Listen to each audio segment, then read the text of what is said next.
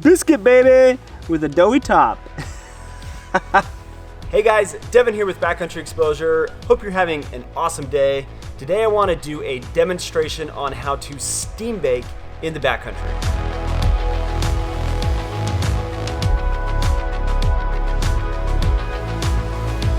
One of my favorite things to do while I'm out on the trail is to try different things that kind of occupy my time when I'm in camp, because I don't love just sitting in the tent for a long period of time, and I really enjoy eating good food in the backcountry. And so I have made it a point to learn different types of ways to do different types of foods in the backcountry than just boiling water, dumping it into a bag, and eating a rehydrated meal out of a bag. So today I'm going to show you how to make a biscuit in a steam baking method using the Soto Outdoors Thermostack as the system to be able to cook this. And we're going to cook on the Soto Amicus. Now you don't have to use this particular setup, but what you need to accomplish steam baking is an outer cup that is bigger than your inner cup, and so this allows the inner cup to nest inside with some space around it, so that as the water inside of the outer cup boils and gets hot, it's able to bake and create the heat to make that inner dough on the inside of the cup basically bake. So that is the concept of steam baking. We're going to use a biscuit mix, and then we've got the Soto Thermostack, and we've got some olive oil to do that. So let's jump down and show you how to steam bake. The process of this is, like I said, really simple. All I've got is about a half a cup, maybe a third a cup of biscuit mix from the grocery store. I'm going to add a tiny bit of water. I'm going to close this up, and I'm going to mix my dough together. So we've got the mix all mixed together. I'm going to take my olive oil now, and we're going to just coat the inside of this cup so that we can create somewhat of a non-stick type of surface. Now we can go ahead and squeeze our biscuit mix into the cup that we're going to bake in. Now what I want to do is take my outer cup, and I'm going to use some kind of spacer at the bottom of this cup to be able to not have the bottom of this cup sitting down in the very bottom of that. That will help prevent scorching. I'm just using a piece of titanium, but you can use rocks, you can use really anything that will create some kind of space.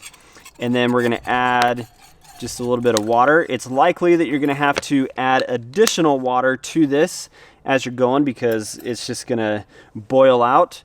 But we're going to place that cup down on the inside of there.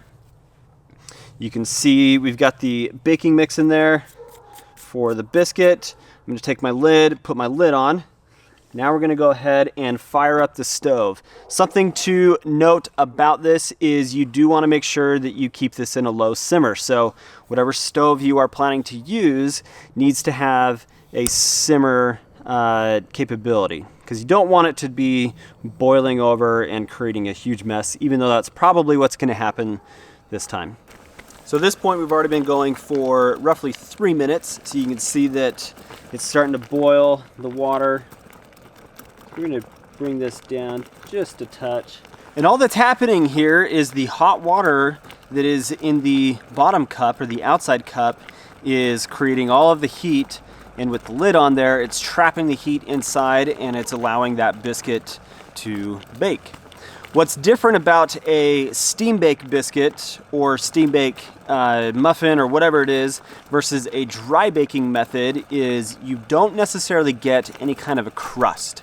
You don't get that brown type of baked crust that you would normally get. However, it still does have the texture and the consistency of a standard biscuit. However, I have noticed with the steam baking method, particularly with this Soto system, you get kind of a doughy top, and I don't know what the total reasoning for that is. Maybe it needs to just bake longer, but that's just been my experience so far.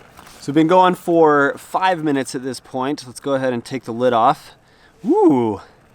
So you're already starting to get a good rise on the biscuit. So I'm going to put that lid back on so it doesn't lose all of the heat there on the inside. That's starting to look so good. Okay, so we've been going for 10 minutes at this point. Yeah, that is starting to look so good. I'm gonna probably go for another 5 minutes on this and just see where we're at that point.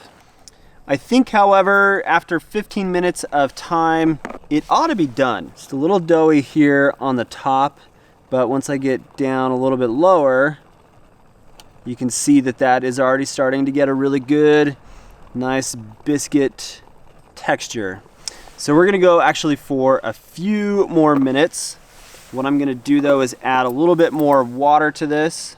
And that can be one of the downsides to this particular type of system and type of cooking is it is time consuming and it is likely to take quite a bit of time, which will deplete a good amount of fuel that you're using, but you're on a low simmer, so it shouldn't be too big of a worry depending on how long your trip is. So 20 minutes at this point, I'm gonna go ahead and turn the stove off. We're gonna call this good. It's probably done as much as it's going to get before it starts to burn, actually. Move the stove. Biscuit, baby, with a doughy top.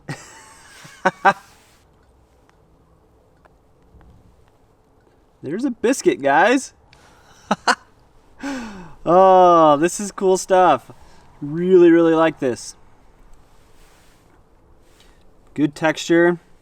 Probably could have gone a little bit longer, but not bad.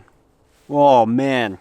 Well, guys, there's something to be said about the way that you can bake in the backcountry that is very simple, and you get results like this. That is so good. Biscuit. I love it.